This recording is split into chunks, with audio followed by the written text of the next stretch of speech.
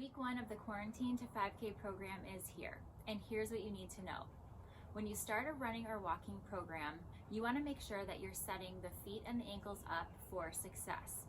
They take on more activity than they're used to, and the most common injury I see with an increase in activity level is pain in the bottom of the foot or plantar fasciitis, as well as pain in the front of the shins, known as shin splints, most commonly due to tight calf muscles.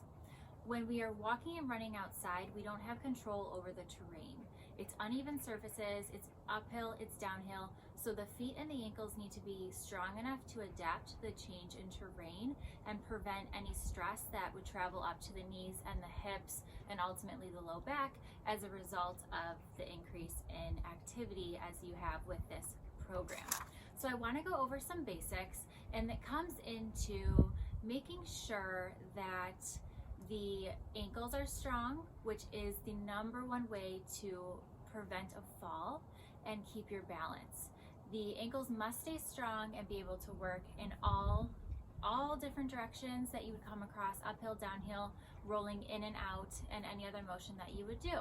So one of the best things to work on is setting yourself up so that you can practice increasing the mobility into that forward motion in the ankle. So find a step and push forward, keeping the heel down to stretch that foot and ankle as far as you can forward.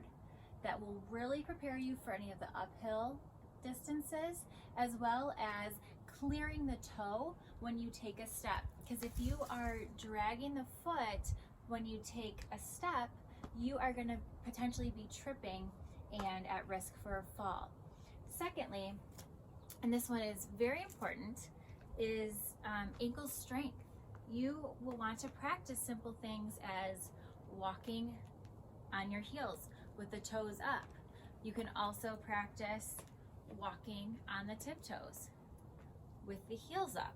Both of these positions will set you up for strength in the muscles when you are in multiple different positions throughout your walk or your run.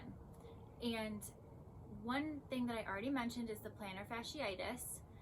Pain on the bottom of the foot usually comes on if we take on too much activity too soon. So here's my tip for you. Grab a lacrosse, tennis, or golf ball and remove a shoe. You will take that ball, set it under your foot, and you'll want to do this sitting down just because standing is a little too much pressure, but take it under your foot and gently roll it from heel to toe and back. The amount of pressure you put is up to you, and this is something you can do before your walk or your run as well as after. It's up to you when you need it. You're going to kind of move it from the inside of the foot, roll it back, and work your way to the outside, getting all areas of the bottom of that foot, since that muscle runs from heel into the toes and pulls them in. You really want to stretch them out and relax them after more pressure and activity on your feet.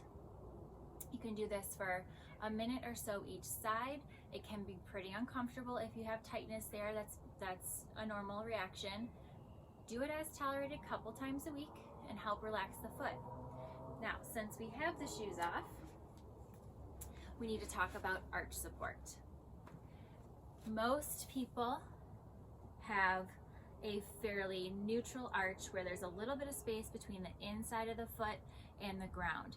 But a lot of people, when they pick up their activity level, will start to come into a fallen arch where the heels and the knees and the inner sides of the feet fall in and flatten towards the ground. So if this is our normal position, and every time we take a step, our foot collapses, you can see how it puts increased strain and stress on the inner knee. So a simple thing to do to strain and to prevent strain and train the feet for the arches is to let the feet fall in and pull the arches up, relax them down, and pull them up. The toes are staying on the ground as you do this. You'll feel the inner calf right from the instep of the foot up to that mid calf area, work as you do this. 20 to 30 of these a few times a week is a great way to strengthen the foot so that it has more support and it has the ability to stay strong throughout your runs as you increase time or speed. With that being said, you have 3 days of interval runs or walks that you can run through for this coming week. I didn't put pace limitations on them. I want you to do what feels good for you.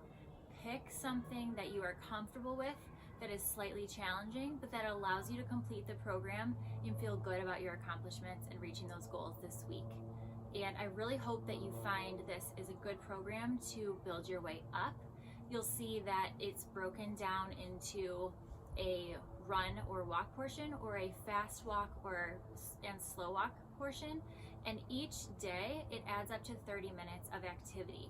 So by the end of this program, you are tackling 30 minutes of nonstop running or 30 minutes of fast-paced walking without stopping to achieve that hypothetical 5K goal. So here we go, week 1, it's up to you.